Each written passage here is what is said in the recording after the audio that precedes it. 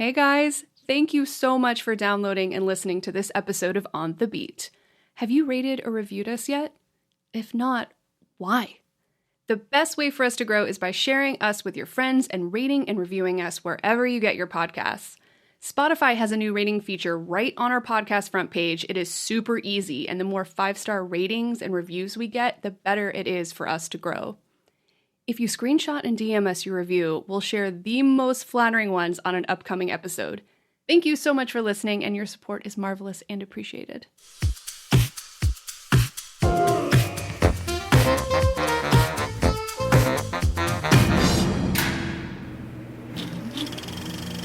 Well, hello there. Welcome to On the Beat, the podcast that uncovers full frontal male nudity in cinema. My name is Laura, and I am joined by my co-host, my lovely, lovely co-host. So much more than that even. Ryan. Why would you call a child Norval? Like, where does Norval come from? I was really thinking about looking up the origins of that name. Yeah. And I didn't do it. Because I was like, huh. Because it's close to Orville, and the only Orville I know of is of the green bird puppet from back home, Orville. Oh. Yeah. Orville Redenbacher. Aye. It was like puppet. Popcorn. Yeah, what was his name? Was it Keith? Keith something or other. He's dead now. But yeah, he had a funny monkey called Bananas or Peanuts or something. And they had a song, I wish I could fly up to the sky, but I can't. Would you like to know that the origins of this name is Scottish? That doesn't fucking surprise me. I would like to talk about the 2019 horror comedy Come to Daddy, starring Elijah Wood as Norval. Stephen McHattie, Michael Smiley, and Martin Donovan are also in this movie. Okay. Aye, that's Tires from Spaced. Yes. Yes. That's like one of only a couple of things that Edgar Wright's done well. I love Michael Smiley. Yeah, he's awesome. Funny. Yeah, he's pretty funny. Yeah, this isn't to be associated with, in any way, shape, or form with the Aphex Twin track "Come to Daddy," which we all know of. I did not remember that song. Right. Until last night. Remember the video, though? Chris Cunningham video. It's basically got like that fucking ghoulish ogre thing screaming in an old lady's face. Oh, God. I'm also... oh, God, fucking hell. Oh, my God. Well, I'm pretty sure that song's also in one of the CKY videos. Okay. Well, I'm sure it's in other things. But yeah, anyway, I thought we'd just put that out there just in case. But there is another Aphex Twin in case song. anyone's well, I would say that's the original that I remember. It's been remixed plenty of times. And I'm assuming, and I'm going to assume, because we live in an age where everyone does like a kind of softer edged version of an older song to stick in like a trailer or something. Okay. You know, it's usually a soft female vocalist and it's really slow. And you're always kind of like, oh, I think I've heard that song before. And you're like, no, it's just a really slow version of like fucking Culture Club or something. You know what I mean? I genuinely have no idea what you're talking about right now. Right, okay. But the end of this movie has an Aphex Twin song in it. Okay. Is it the actual track, or is it like what I said before? Like it's the kind of the soft version of it's the real song. Of the actual thing. It's like this sad, soft, depressing version of the song. I'll get some stuff up and maybe let you listen to it all, but like it's Okay, but it ends with an Aphex Twin song. So and it's a very popular one. It's like it's not April 14th, it's AVRIL 14th. April 14th. Yeah. Well, they named their stuff kind of funny. It's kind of like Otesha. Otesha does kind of the same thing. Yeah, I like all that sort of stuff. But yes. I do want to say right off the bat, or a little bit in, I love this movie. I really think this movie is very funny and very weird. Yeah, it's fine. It was directed by Ant Timpson. So do you got some words for me on Ant? Only a few. There's not a lot to kind of go on, really. I'd say like he's not new, because I think he's been in the film business since like the 90s. But he's produced more than he's directed, Come to Daddy in 2019 is his only film that he's directed. So that's effectively his directorial debut. I think that's what we'll Yes. call it. But he has his hand in a few other things, and I'm only kind of mentioning the ones that I recognize. Censor that came out in 2021, sorry, which was decent. Yeah, you watched that, and I wasn't here, so I didn't get to watch it with you. I I haven't watched seen it it yet. I watched it on Hulu. I think it's probably still on Hulu. I think it's fine. And I Okay. think like my truncated review of that movie is that it starts off well, the middle is all over the place, and it ends well. Okay. So it's kind of it's a bit uneven, and I guess like that's the state of independent horror films as I feel it is right now. Is it's kind of all follows that sort of framework, but. He also produced Censor. He produced The Greasy Strangler, which we're yet to see. Yeah. And he also produced, or at least had a hand in, the two ABCs of Death that came out a few years ago, which were like anthology movies, basically. Cool. So yeah, his hand is very much in the pie of horror. But yeah, he hails from New Zealand. And yeah, that's it. Because there's a lot of production company names on the front end of Come to Daddy, like to the point where it's maybe a little bit too long. It's like 5 minutes of company animations that head the start of this movie, where you're just like, holy shit. Yeah. That's the guy. I haven't really got anything else to kind of say about him. We saw some interviews and stuff like that. Remember, we saw that one interview where Elijah Wood's getting interviewed by. And I don't know if Elijah Wood's particularly tall. And then obviously Ant, like they're struggling to kind of keep him in frame because he is huge. Yeah, he is he's a big guy. massive man. Media. Yeah, Aunt Timpson, I guess has been producing, like you were saying, stuff for so long, and I really do want to watch The Greasy Strangler, but I feel like we tend to watch our movies at dinner time, and I know Yeah. that movie's going to be real gross. Yeah, it's the same reason we haven't sat down to watch Ricky O. Yeah, or Society, Or Society. Like because I know it's going to ruin my dinner. they're gonna be a bit. It's gonna be a bit slimy, and it's probably gonna be a little bit gross. Yeah. So even I kind of draw the line. Even my desensitized self kind of draws the line at like, well, I'm trying to eat my dinner. Yeah, of course. Don't want my stomach start to gurgle. Oh my God. So the synopsis of this film, I actually wrote down two because one is very short and one's a little longer. Okay, it's a bit greedy. It's a little bit greedy. Yeah. Well, I thought one was more to the point and I kind of liked it better. So the short one is, a man in his 30s travels to a remote cabin to reconnect with his estranged father. That is not a tagline. That's not a tagline, it's a synopsis. That's the log line. That's what this movie is. Oh, okay. The synopsis, that's not the tagline. Oh, okay. The tagline is terrible. But the other synopsis is... I wasn't wrong. It wasn't the tagline. Right. So, okay. After receiving a cryptic letter from his estranged father, Norval travels to his dad's oceanfront home for what he hopes will be a positive experience. If only he'd known the dark truth about his old man beforehand. Hold on. Wait, which one was the synopsis and which one's the They tagline? were both the synopsis. They were two different ones.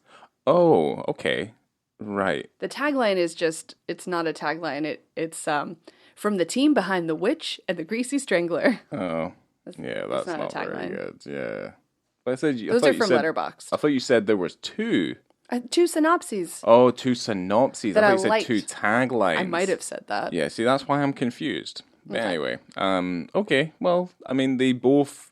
I think the first synopsis is better because lends more to the imagination as opposed That's to like, true. let me tell you the entirety of the story, just minus all the jokes. Yeah, it's like, just know that something weird's about to happen. Yeah, just with the in long case. one. Yeah, just in case you got 40 minutes in and didn't think it was going to twisty turn. Well, it's going to twisty turn. Yes.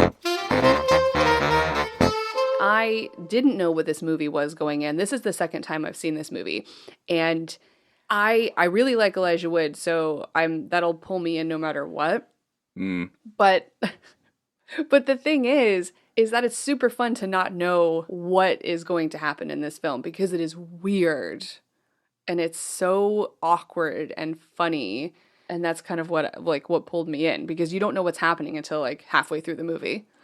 Yeah, I guess like there's elements of it where they're trying to like it's trying to behave like a horror movie. I'd say take the horror genre kind of completely out of it. You wouldn't realize it had anything to do with horror. It's more a kind of suspense thriller, comedy. It plays very much for laughs. I mean, you're going into this, it's very silly. Certainly, a lot of the dialogue is incredibly lent in a very particular direction where it is played completely for laughs because there's no aspect of like a lot of these characters that you're meant to take 100% seriously. Yeah.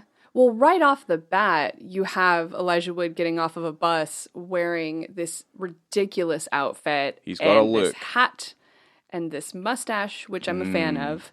But luckily, he loses that hat right away. It was a terrible hat. But then you're revealed with this ridiculous haircut. Yeah, I mean, unfortunately, he loses the hat, but he does not lose the hair. The mustache is fine. Yeah. He's got a very particular look. I mean, at one point he wears a jumper that has holes in the elbows and the sleeve continues to flow, and I don't fully understand that. He's a bit arty farty in the stereotypical sense, I would say. Yeah, they had a style before they even filmed the movie on what they wanted Norval to look like. And I guess Ant had texted Elijah Wood and said that he wanted the character to look like Skrillex, the DJ. The DJ. Yeah. He's ripping fat beats. Yes. Right. Absolutely. And I think the haircut came about because there's a lot of LA douchebag type of people, probably baristas, that have that type of haircut. It's a look I've seen before. And I'm not going to judge too many people on this particular look because, guys, let's be honest, I have a very particular look and it's a t-shirt and jeans. I mean, that's pretty much it. Like, I'm settled into my later lifestyle. And it's basically, it's basically a nicely brightly colored t-shirt, maybe has something offensive on it, and then just a pair of trousers. Very stubborn man, you are. Yeah, but you know what? It's not the clothes that maketh the man. I'm pretty sure someone said that at some point. But yeah, no, I think.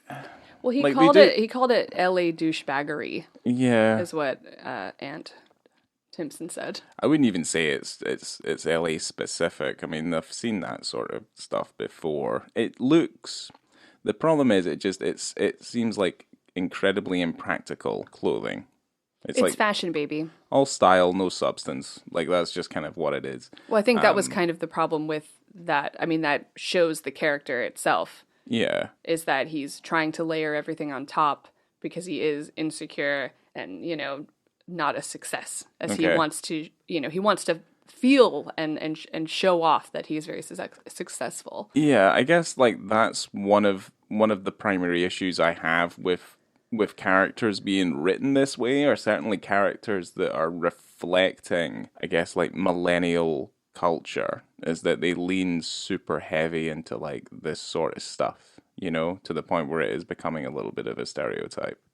Well, why would you have a problem with a character being like that? No, his character gets better, but on the face of it, it's literally like he's just pandering to stereotypical millennial behavior. Right, but that's how the character is. Like, he is terrible, and you're not meant to really like him all that much, but you still need to root for him. Yes. It's like you have someone that's a douchebag, that's a liar, that's a little bit pathetic, but then you still want them to succeed. Yeah, I'm not saying that it's a slight against the character. I'm just saying that's just the way it's written and is put together. Like, that's all it is. Yeah. Yeah. Yeah. And he does get better. He does get better as the film goes on. But obviously, when you first see it, you're just kind of like, ugh, right, here we go. Yeah. It's another one of these. Well, also, he comes out to be sort of an alien in this world. You have this beautiful landscape, and it's with that very green, and you've got the water and this insane looking house, and you have this guy just planted here who very obviously doesn't belong. No, I mean certainly he took no consideration as to what his ears would look like when selecting that haircut. No. So just looked like he was going to flap away in the wind. So he's going to meet his father, who apparently had left when he was just 5 years old. So he doesn't know him, doesn't really know what he looks like. His mother never talked about him. No, Doesn't know, he's never talked to him. no. So it's weird and it's super awkward. And walking up to this house after getting a weird letter Yeah. to meet his father, it's so weird. He opens up the door and he just goes, "Dad?" And it's, so weird. Yeah, so I guess because there's probably going to be ways. I mean, this film's more than 3 years old at this point. There's going to be spoilers, and these are going to be big spoilers. Yeah, that's when we true. get to them. I think most people at this point, from the feedback that we get, is that they want to watch the movie first. So, I mean, if you've gotten this far, this movie's on Amazon Prime. Yeah, so You should watch it. It's an hour and a half long. There will be spoilers. We're not going to be reciting any of the jokes and stuff like that. Everyone kind of turns out to be a little bit of a parody of themselves until things start to get a little bit more real. You're saying we're not going to say any of the jokes? I wrote down a lot of the jokes. It's so funny. Well, I don't know if it'll be funny coming from our mouths. The whole interaction between the father and Norval is so bonkers. And I don't know what it would be like if you're meeting your father after 30 years. Is that First Daddy? We naming him First Daddy? It's Daddy. It's just Daddy? Yeah. From the off, it's Daddy. We're just calling him Daddy? Yeah. Okay. So, yeah, no, when he does meet him for the first time, it seems incredibly plausible that he would be his father, and the history that they would have had between themselves would be legit.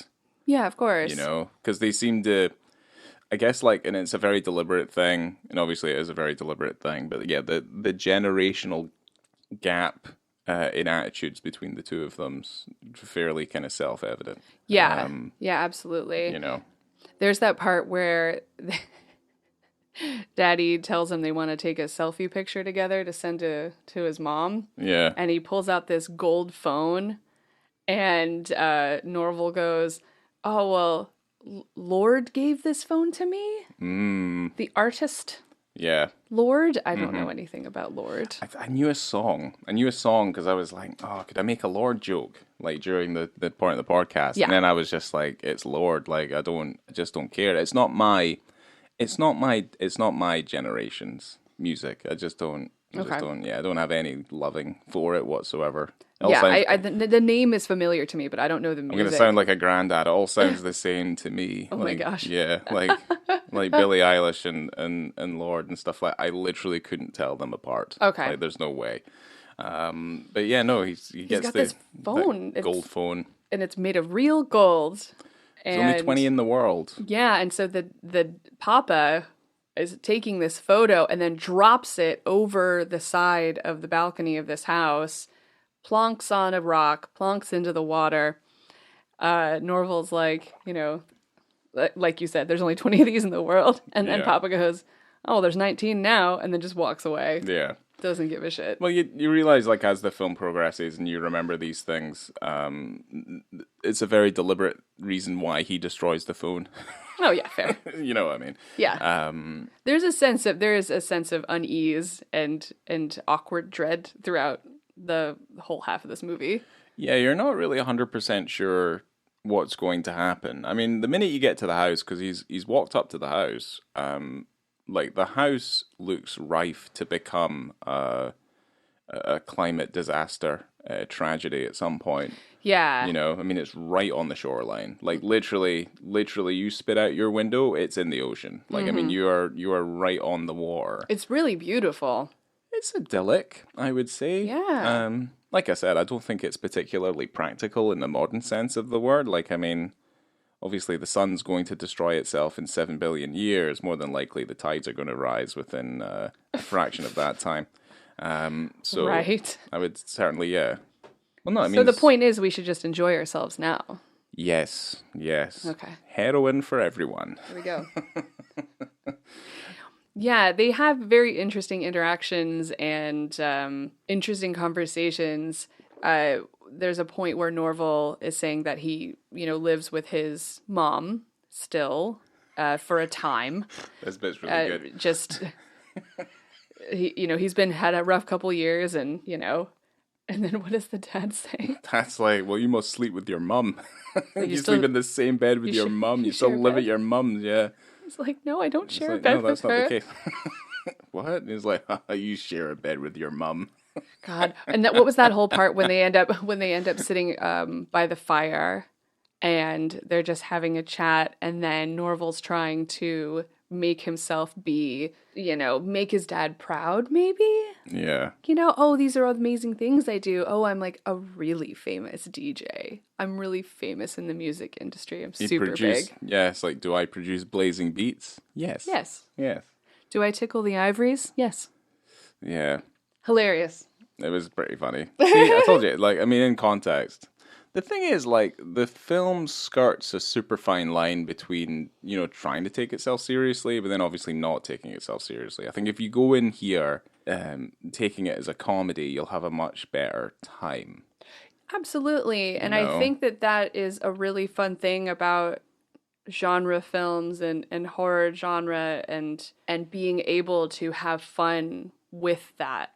Well, this is the time of, there's a real resurgence of the comedy horror now, Yeah. We saw it with Freaky, we saw it with the two Happy Death Days movies.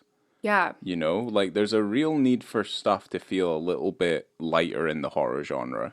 And this also does that relatively quite well. I think that it's a really good marriage of the two, and I find that to be some of my favorite type of genre horror films. Yeah. As ones that don't take themselves too seriously, but can still be scary. Yeah. Because, if you want to think, what would I rather be watching? Would I rather be watching some of the films that or the countless stream of, exorcism films that are horror things, and they just take themselves far too seriously? I do like a spooky ghost movie very much. Yeah. But these are also very high up on my list of stuff that I would like to watch. Yeah, of course. Because I don't have to worry about having nightmares. No, that's very true. But you wouldn't be scared of a bad daddy? A bad dad? Well, I know what my dad looks like. And my dad scared me enough when I was a kid because he had the mustache and a motorcycle. I don't know if you can say stuff like that on the podcast. It's going to come back to haunt you. You can't say things like that. I'm not saying he was a bad dad. I'm just saying he was an intimidating dad. Oh, see, no, that's even worse. I don't know is why. It? Yeah, of course it is. No, he rode motorcycles. All my friends were scared of him. I don't talk about my dad for obvious reasons. Because I've you not could seen him, end up in a situation like this film. Well, no, because I wouldn't do that. I wouldn't answer the letter. What are you talking about? I've seen my dad in over a decade at this point. It doesn't really matter. See, you put yourself in Norval's shoes. Yeah, aye. You seen his fucking shoes with the rest of his clothes? Yeah, I'd be questioning myself in the mirror before answering a letter to be like, yeah, what will my dad think of me? This fucking call me a rat fucker and a cunt. Yeah, they sure do say the word cunt many times, which I appreciate. Well, let's put it this way: at one point, Daddy. This is also another thing. Daddy just goes, just tells him a story because he does this thing where he kind of just tells him random things to intimidate him. Because there's a lot of daddy posturing for the first part of this movie. Yes. It's just like, I'm a man, all this sort of stuff. And he basically tells the story about how he kicked someone in the head so hard his ear fell off. Yeah. Yeah, and it was accident. Brain. Yeah, it was accident. He was like, I can see in his brain, and then that becomes something later on, and we figure out exactly who that person was. Basically, what comes to be is Daddy drinks a bit too much. Yeah. Daddy's a little bit violent. Yeah. And Norval confronts him. Basically, to find out, why did you write the letter? Why did you ask me to come here? And Daddy gets a knife. He won't answer his question. He's getting really mad. Oh yeah, he's angry. And he's drinking heavily. He won't stop drinking. He said, I think you sent me the letter because you're an alcoholic. And he grabs a meat cleaver. Yes. And which is, I just want to point out at 27 minutes and 43 seconds, we get the all the beautiful titular line, which I didn't think we'd actually get a titular line in this movie because it's called Come to Daddy. Yeah. Like, you think, are they actually going to be able to pull this off? And they do. Yeah. I think it happens twice. Well, I So do. awesome. I do like it. I do like it where he's just like, he's beckoning him in and he's got the knife in his hand and he's like, come to daddy, which is exactly what I was wanting. Oh, yeah. But the thing is, my favorite part. And I mean, like, when we look back on the movie, like, that first section of the film, before, like, a lot of stuff gets revealed, that first section of the film is a little strange. It's a little weird. Like, I wonder why Daddy let it go on for as long as he did. Maybe 2 days? Yeah. I'm kind of just like, you would probably, Well, you like, heard potentially Daddy. have dispatched him. You know what I mean? Well, you heard Daddy having conversations with other people and trying to figure out what to do in this situation. Yeah, I guess, like, that's kind of how they cover it up. That's how they kind of justify it all a little bit. Because I don't think that Daddy was intending for, harm. Well, Initially. He didn't know about the letter because, spoiler alert. Are you gonna do it? Yeah, fuck it. This film's 3 years old. Okay. He's not his daddy. Yeah. He's not his daddy. Bum bum bum. Oh my god. So, like, Daddy didn't even know about the letter. Didn't know anything about him. He's not his daddy. And what kind of comes to be is that, they call the coroners. The body ends up. This is one of the weirder things in the movie, and it's one of the things I don't really like. Was that they ran out of space at the morgue or at the coroners, so the body had to be brought back to the house. So the body's just in the house. So also there's this kind of feeling, and I kind of got this feeling as well. I was like, this is going to turn into like a supernatural thing, where like he is actually the daddy, and he's just going to wake up again, even though they've had all these fluids and his fucking organs drained out of him. He's just going to be this formaldehyde daddy, like wandering around the house. I want to back you up a little bit. What's that? Because Daddy has a heart attack. Yeah, Daddy dies. Right. Yeah. So Daddy has a heart attack during this whole confrontation with Norval. Things got really heated. An attempt on Norval's life is made. And then while this is all happening, Daddy just drops dead. Yeah. And Norval doesn't know what to do. He sees his father, sees Daddy laying on the ground, and it's a shocking situation. He calls his mother, he calls the coroner, and that's when the coroner comes by and says, oh, I'll bring the body back in a few days, or tomorrow. Yeah. He's like, why would that happen? Because they ran out of room. Yeah, I don't understand that. So you're right. Yeah, you don't know what's happening when Daddy comes back, because Daddy's in this room. Norval's sitting there for a couple of days, losing his mind, having nightmares. He's hearing noises. He went back to drinking, even though he he had dependency issues. He sure did. So he's decided, and there's noises in the house. There's a lot of like banging of metal and stuff. Right. So like you were saying, you don't know if this is like a supernatural element. Has Daddy come back? No.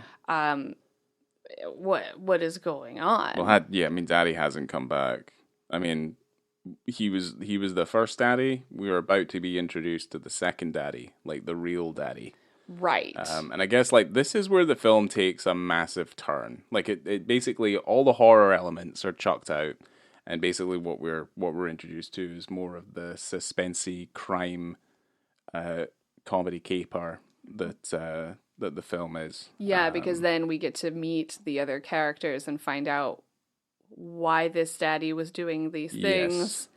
And what these noises are all about. Yes. So basically there's a basement, and these criminals have put Daddy in the basement. They put Norval's actual daddy and they chained him up. They kicked his head so hard that accidentally his ear came off. And then what they reveal later is that they got him to eat his own ear. This I love so much. Because Michael Smiley has been torturing this guy. Or I think. No, or was it the other guy? Was it other Daddy? I mean, both of them have been doing it.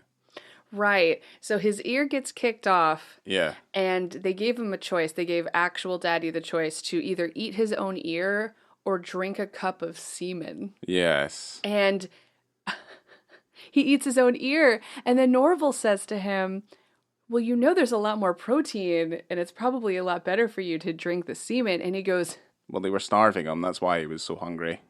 he said, well, the semen was yellow. Mmm. Ew! Mmm.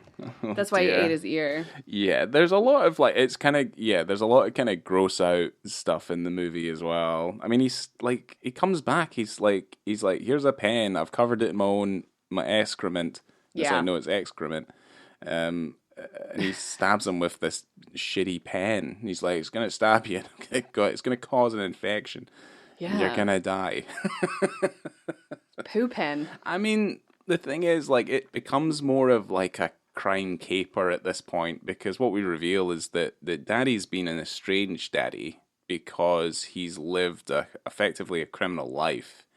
And these people have come back into his life demanding that they get their money back because he stole money from them. Yeah. From a job they did in the past. So you're kind of then flung into like this kind of like criminal element in the movie, and I guess this is where it becomes something a little bit different from what we were experiencing before. Yeah, there's definitely a turn about halfway through the movie where it, like you're saying, it turns into more of a caper. Yeah. But it's a weird thing because Norval has to track down Michael Smiley and ends up in the trunk of his car, effectively on his dad's request to murder him. So, like, the minute second daddy turns up and, like, all this stuff starts to happen, I just feel like there's a lot of little questions and things that I kind of want answered, and the fact that he just kind of goes along with what his new daddy's saying,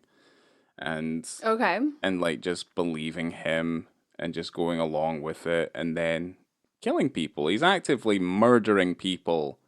I mean, they're trying to murder him, but, I mean, he murders that poor... I mean, they call him the hunchback. Dandy? Poor Dandy's just taking a poop. Yeah.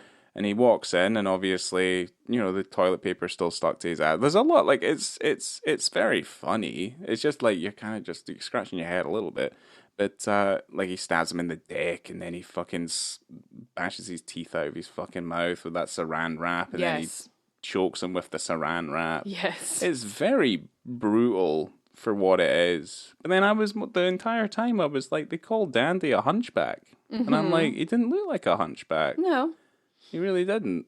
Maybe it was just an in-joke that we didn't really get to discover. Maybe. A Quasimodo-looking motherfucker. It was a real shame. He was just doing the toilet.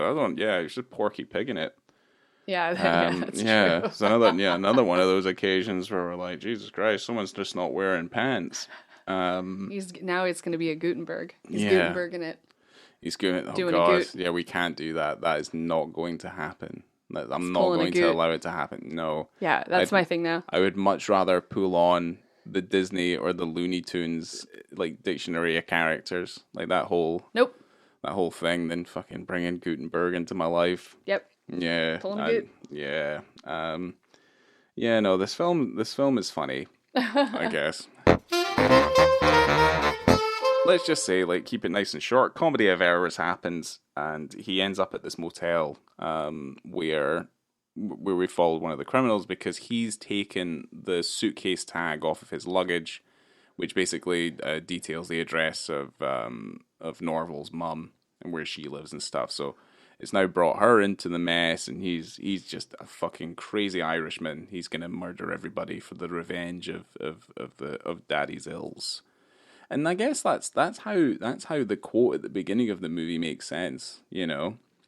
It's like the sins of the father will be paid by the son. Yes, that quote. So it's very literal. But yeah, no, we're getting to the dick scene, and we're at the motel. We're at the motel, and apparently Norval needs to get to Michael Smiley to get the luggage tag back so he can save his mom. So this is a little bit confusing, because I'm not too sure if he needed to get the luggage tag back or he needed to murder Smiley. Maybe a bit of both. Right. Maybe one's more important than the other. I think he really wanted to get the address back because he was worried about his mom. And maybe he would murder him if he needed to. Many people would take a moment of pause and just be like, well, look, Maybe I shouldn't murder this person? maybe I should think about what I'm doing first before I decide to go through with it. Not in this type of movie. No, I guess not, because then if there was any moment of pause, there would be no movie. This would be a drama. This would be a drama. Well, no, he'd be sitting on a park bench in the dark, probably in the rain, just like thinking about what he's doing. Yeah. Yeah, He'd seething. go, why is my daddy such a bad daddy? I wish my daddy was in my life more. I wish I never came back to meet my daddy. Credits. Aphex Twin track. Actually, yeah. Yeah. Well, this movie could have been a very different film. If it wasn't so funny and ridiculous. Yeah. Yeah. Well, based on the subject, yeah. Well, all the characters are entertaining. They're all parodies or some sort of like exaggeration of people in real life, because real people in real life don't behave this way. But the person who's watching the motel, he loves big boobs, and that's his thing. So yeah, the motel guy loves big boobs. Who doesn't? Yeah, like huge boobs. Like it's like his personalized license plate is Jugs. He was reading a copy of Jugs. Okay, I don't remember that part. He's quite easily swayed by the prospect of seeing a woman with gigantic boobs, and that's how Elijah Wood, who's all scarred up and fucked up from like fighting these goons, basically, doing his daddy's will. He basically distracts him with the prospect that there might be a woman with big boobs near his car. Yeah, that's what I kind of garnered from it. And by getting him to leave, he's able to get a whole bunch of hotel room keys. Now, just before this, there was the prostitute who went into Smiley's room. Yes. Who just like puts people in headlocks and then you pay her money for it. Some people like that. Yeah. Either way, she looked like his kink. Yeah, she looked like she was out of glow. Like she was quite. Right, like a wrestler. She was quite a hefty lass. She looked like she could put you in a headlock. I think she just like goes up to Elijah Wood. I thought it was really funny. She was like, "Get the fuck away from me, you little motherfucker." But yeah, no. There's this big thing about like there's a bunch of geologists and stuff. That's why he's not able to get a room. So there's a bunch of geologists there. Right. And the reason we know they're geologists is they have like little rocks and stuff on their windowsills. Okay. I guess I might have been the only person who noticed this, but there was a lot of rocks on like windowsills and stuff like that. But basically they're geologists, but it's just a front because they're all having orgies. It's just a swingers party, pretty much. So he grabs all these keys and he tries to kind of go into one of the adjoining rooms. It's a really kind of like madcap moment where he's like grabbing keys, looking at the map, like the geography of the rooms and like how you get into each room and all this sort of thing. He's trying to get to Michael Smiley, and he ends up in the room with the geologist, as you say, right? And it is dark. The TV's playing porn, but it's on mute, right? It even looked like porn, though. I assumed it was porn because when the sound does go on, it sounds like porn, but there's no porn taking place. Well, I mean, you have to lead up to porn. A porn can't just, you need a story, too. There's a lot of mumbling and moaning, though. Yeah, well, you gotta have a little chat first. You gotta sauce up the ladies. That's true. You gotta answer the door. You got a pizza. Maybe you've got the whole cow at the bottom of the pizza box. And it's like a dick pizza, or you're a plumber, like you're a man of like of. You got to fix the pipes. Yeah, you got pipes that need cleaning. You need a preamble in order. So maybe that was the preamble part. Yeah. That he walked in on, but everyone's in bed, they're asleep, but there's a pantsless man who's also gooting it. He's wearing a shirt. He's porky pigging. I'm not allowing you to do this. He's porky pigging. I'm going to do it. Right. And then there's a couple other people in bed, so it looked like they just had a good old fashioned. It's an orgy if there's more than 3 people, right? I don't know if that's... What's a technical term? I don't know if that's particularly... Because there's still foursomes. Is there? Yeah, I'd say foursomes. How many people do you need to have an orgy? Does it need to be like an odd number? I think it needs to be like a bunch of couples. Like, you can't just... No one's gangbanging on, like, one particular person. No, gangbang is completely different. But, like, what I mean is, like, there has to be... I feel like there has to be, like, equal numbers so that everything kind of balances out. But you can have 5 people and have an orgy. Yeah, you can. You're not gonna Greg over here. Yeah. I mean, get out of here, Greg. It's all consensual. I mean, you have to, like, you're just bouncing from person to person, or you're bouncing from couple to couple, But 4 people is not an orgy, you're saying? I'm saying, I think in order for it to qualify as an orgy in, like, let's say in the Roman sense, right? Okay. It has to be more than 5. Has More to than be. 5? And it also has to be couples as well. I feel don't like there think has to that's be true. that. I think you could have a bunch. You can have a bunch of singles. I feel like maybe I am maybe in the more conservative camp, and we're like everything has to be shared equally. I feel like I need to Google how many people do you need for an orgy. Well, look, end of the day, like none of the we haven't got vomitoriums anymore. I'm just trying to make sure everyone gets a piece of their pie if they want one. Heyo. You know what I mean? There's not some poor sad sack just fucking jerking off in the corner, sitting in the corner chair. You know what I mean? Well, he can still be involved. I think that you can have an orgy for 4. That seems sad, and I just think everybody wants to get involved. They can. Either way, there's 5 people on this bed. There's 5 people? I think there's 4. It's dark. It doesn't. Lord, it doesn't matter. Okay. I'm saying if there's 5, it would definitely be an orgy. How many folk can you fit on a queen size bed? How many folk could we fit on our bed? Because our bed's a queen size bed. You could probably fit 3 people. Comfortably. 3. But like, what if you're trying to do something on the bed though? I mean, if you're trying to do an orgy on a queen size bed, you could fit plenty of people. Yeah. Depending on what you're doing. I think some people might slip off. Like a knee might fall off of the bed, and you maybe got to put your foot on the carpet. I mean, it's not like the floor is lava or anything. You could get people around the floor. Yeah, I'm not saying like there's sharks in the carpet. There's no carpet sharks. But like, obviously, right. You know. I think you could probably fit 4 people if you're doing an orgy on a queen size bed.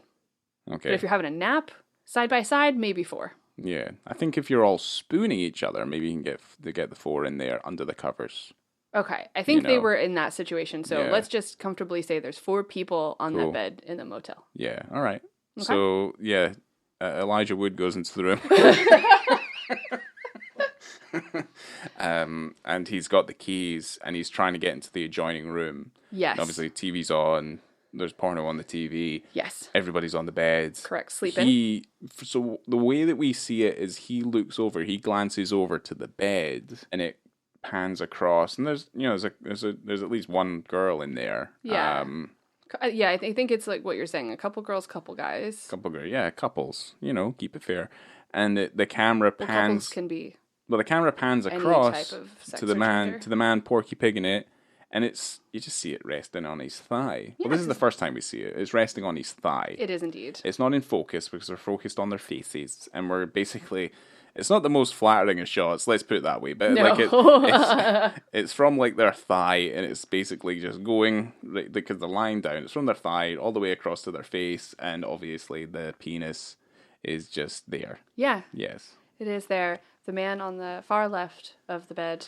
Yes. And you see it several times throughout this interaction because inevitably, because the TV is muted, it's got to turn on, right? So he has to, Norval has to step on the remote precisely on the mute button somehow, perfectly. Well, he steps on a used condom, first of all. He does do that. Yeah, he steps on a used condom. And people are being safe. He steps on it in such a way it creates this horrible little cum bubble thing, like in the bottom of the fucking condom. You're just like, right, okay. And it's like, oh no, what's going to pop first?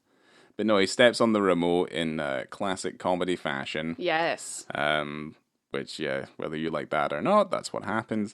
And it was very stressful. Everybody wakes up, and, like, here's the thing, like, by the time he makes that mistake, he's then rushing to get into the room where Smiley and the wrestler are. Yeah, he never gave up and wanted to, like, run outside. No. He is still desperate to get in through the adjoining door instead of... But here we are. I'll accept it. It's fine. Yeah, it's a comedy of errors that seems like. But I mean, what ends up happening? Because we'll get this nice and fast because then we get to the other bit of the deck. He gets in there. Smiley's getting a headlock with this woman because that's what he wants. Yeah. And then Christmas for whatever reason, she gets up. They get Norval. He's in a headlock, and Norval had already picked up. I don't know what you call those things. Those little needle things. You put the receipts and stuff on them. Yeah, I do not know the name of them, but you would see it maybe at a diner or a restaurant. And so, when you're done with the check, you would pop the check on that needle. Yeah. And you'd collect all your receipts on it. Yeah. So using that as a weapon. Yeah. I don't think I've seen before. I'm sure it's been done before, but before he goes to even inspect any of the rooms, he slashes the tires of Smiley's car. Oh yeah. With the receipt poker, let's say, and this ends up being Norval's weapon of choice because he doesn't even really get to use the fucking thing. He ends up getting stabbed in the stomach by fucking Smiley, Maybe 8 times. who just calls him all sorts of like horrible expletives, and then gets the poker all the way through his cheek. Yeah. And Smiley apologizes and says, "I was going for your ear." Well, it's during this altercation as he's being stabbed and being obviously stabbed in the face. This is when we also see the concerned couple from the adjoining room. You know, he's Porky Pigging it. He's got his t-shirt on and stuff like that. We see everything. She's like the woman in the group is also naked. I don't know where they're from. I was gonna say Scandinavian. Okay. That was just my thing. They're very concerned and very worried because they had just witnessed a horrible crime. They have witnessed a crime. Even the prostitute was also kind of like, oh fuck. And then Smiley's screaming at her like as he's packing his suitcase, basically saying, "No, I saw you choke him out. It's your fault. You've murdered someone." He also yelled at her that she needed to wear some more deodorant. Just quite low blow. That is a little bit of a low blow. Not only are you accused of murder, you're also accused of having BO. Yeah. It's like, you know, insult to injury. How to kick a glorious lady of wrestling in the stomach, in their armpit, you know? Yeah. Horrible. Yeah. My goodness. We were kind of at the end of the movie here because that penis scene, I don't even think I mentioned it yet, comes in at 1 hour 18 and 6 seconds. Yes. There's not much of the movie left. No. He confronts Smiley and then he ends up walking all the way home. Yeah. That's really kind of what happens. I really like that. There's not much of a resolution to the story other than like the people who you feel like are dispatched, and then the movie kind of ends with the intimation. He never gets an answer, though, from his father. He never gets an answer as to why he wanted to get in touch with him or why he contacted him. No. And that's kind of a bummer. It is a little bit of a bummer. But then, you know, his father's a piece of shit. Yeah. Yeah, it seems that way. Although he did fund his entire life, which is pretty solid. Yeah, supposedly he was living in a mansion. His mother was a prostitute and all this other sort of stuff. Like a load of other things get revealed and stuff like that. But at the end of the day, like he doesn't get the answer he's looking for, which is kind of some sort of basically the stepping stone to reconciliation with his father. That's what he's looking for. Yep, never happens. And it never happens. But yeah, what a fun romp. I have a very interesting thing to tell you about this film. And I wasn't sure if I should bring it up earlier, and I didn't, so I'm going to tell you now. Well, I'm literally on the edge of my seat. You should be. So this movie actually came about from a bit of real life truth from Aunt Timpson, who watched his dad die right in front of him. Okay. And his dad's partner at the time, she had suggested that they keep the body in the house for 5 days. Okay. So that the family can come and reconcile their feelings and kind of chat with the father and just kind of grieve all together. And I guess this is kind of a Maori tradition because he's from New Zealand. Yeah, you know, it's makes not. Sense. I'm sure it's common in certain cultures, but it wasn't common to himself. He thought it was a little bit weird, but they had the body embalmed, had it taken care of, brought back to the house, and you know they're going through the grieving process. But then people would come by the house, people he'd never met, and were, you know, also grieving and telling stories, and he's chatting with these people, and he's almost feeling like there's his father, like he never knew him at all. Right, okay. You know, just from meeting all these strangers and all these people, and then he was having weird dreams and these really surreal dreams while his, you know, deceased father is in his home. Okay. So from that is where he ended up talking to, what was his name? Toby Harvard, about, you know, working on a script about this story. Okay. From that particular real life trauma. Yeah, from that traumatic event comes the comedy, Come to Daddy. Well, it makes sense because we were saying before that you could have made this a really intense family drama. You Which could. you do kind of work through it in a way in the beginning. But then I think, seeing how Aunt Timpson is and the kind of films that he likes and produces and works on, you could see why this would be more of a cathartic thing to work through it as a comedy. Yeah. Because I think this is also the type of films he would like to watch with his father. Well, not to obviously like question his inspirations and things like that. But yeah, I mean, for some people, like filmmaking is a kind of therapy in itself. Yeah. I remember saying that in a pitch meeting once, and I got thrown out. What? Yeah, I wrote a story about reconnecting with my father, and oh dear. yeah, it was a rough one. It's not as funny. Okay. I would say that much. You watch it and you're appalled by it, probably. Well, I'm really excited to see other kind of. I've been enjoying like the Spectrovision kind of company that Elijah Wood and a few other people have put together, because we've seen some really cool movies come out of that company, like Mandy and Color Out of Space, stuff like that. So let's get into our ratings, which I'm annoyed that I have so far switched the visibility and context ratings to be separate. And I feel like I'm going to rate it the same for this movie as well. But it'll come a point, I swear, where we'll have a movie where the visibility rating and the context rating are starkly different. But for now, I'm just going to keep doing my best. Okay, so what would you say? So in terms of visibility, it's 5. Okay. 5 stars, visibility, and context, maybe just for fun, I'll give it a 4.5. Okay. Because he's getting snuck in on, and it's a little creepy. Okay. And he obviously, this naked man doesn't want to see someone get, an attempted murder. No, I don't think. Yeah, I don't think he's intent on saying that. I'm just going to agree with you, because I didn't really think about it any more than that. Than just like it's gonna be marked relatively quite high. Yeah, it's like an extra layer to something that's already relatively quite ridiculous. So why not? Why not just have someone with their dick out? You know? It's definitely played for comedy. Not that this man's penis is played for comedy. It's more just, the situation that Norval gets himself into, and then these poor people are privy to this other horrible situation. Yeah. Just when they wanted to have a good old-fashioned orgy. Yeah. Foursome. Mm-hmm. Yeah, either way. It's what, it's what it is. So what did you rate this film overall, Ryan? 3. Okay. It's slightly better than average, just purely because it did make me laugh, but it just kind of falls into, it's not as good as other films of its ilk, I would say.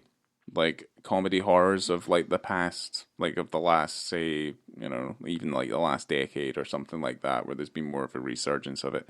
I don't think this one's as good as those ones. You're going to have to point some out to me so we can watch them. I think Happy Death Day is a better film than this one. Oh, I like this one better. Because it just plays in a lot harder. This one, I feel like it's like skating a really fine line, and I think at points it does it really well, and certainly everyone's a caricature.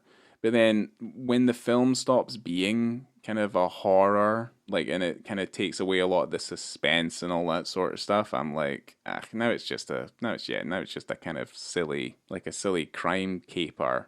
And I kind of lose a little bit of interest in it. That whole motel scene thing, and I know there's a dick there. That whole hotel, that motel sequence, just kind of makes me beg belief, and I start to kind of lose a little bit of attention at that point. I'm quite happy for the film to have finished by that time. I start to question everyone's behavior, and I'm like, what are you doing this for? Why are you doing this? I love the beginning of this film so much. It is funny, it's uncomfortable, it's tense, awkward, and you don't know what's happening. And I really, really, really like it up until you get to Daddy Switch and you go through the rest of the journey. Yeah. And that's my favorite part of this movie. And also you get to be in that really cool house that looks like a UFO on the water, and it's so beautiful and such an interesting spot to have a have a story be told. And I kind of want to be in that house. I think it's really nice. Yeah. But yeah, I do agree with you that when you get into that later part of the movie, even though you have the addition of Michael Smiley, who's lovely and so fun to watch and was apparently ad-libbing and like improv. He was like doing a lot of improv for that part of the film. Aye. Well, Michael Smiley's also in Censor. Awesome. He plays a film producer in that movie. He's very good in that movie. He's great. Actually, yeah. He's probably one of the standout parts of that movie. He's great to watch. And so, him coming in towards the end of the, the middle of the film is awesome and super fun to watch. So, I'm not mad about it. But I gave this film 4 stars, and I'm very happy about that score. And I would watch this movie again because I've seen it twice already. And I enjoy it very much. Good. I think it's funny. Okay. And there's a wiener in it. Well, gee golly. Thanks so much, Ryan, for being here with me today and letting me watch an Elijah Wood movie with you. That's fine. I don't know if there's any more Elijah Wood movies that we're going to have to see. I'm going to find them if there are. Oh, okay. Well, don't worry about that. Yeah. Frodo with, what do they call his sword? Sting? Sting. Yeah, it glows when there's... I think when there's goblins around. When there's danger. Not just danger, it's like very specific. Oh, is it only just goblins? I think it's just goblins. Oh, okay. I don't think it's orcs. Oh god, I used to be the nerd that would kill me if I got that wrong. Oh, that was why. Shit. That's why it didn't glow when they saw the spider. Correct. Oh, okay. There you go. Yeah. Thank you guys so much for being here with us today. Coming to you from the trunk of Michael Smiley's car, I have been Laura. I'm Ryan. See you next time. Goodbye.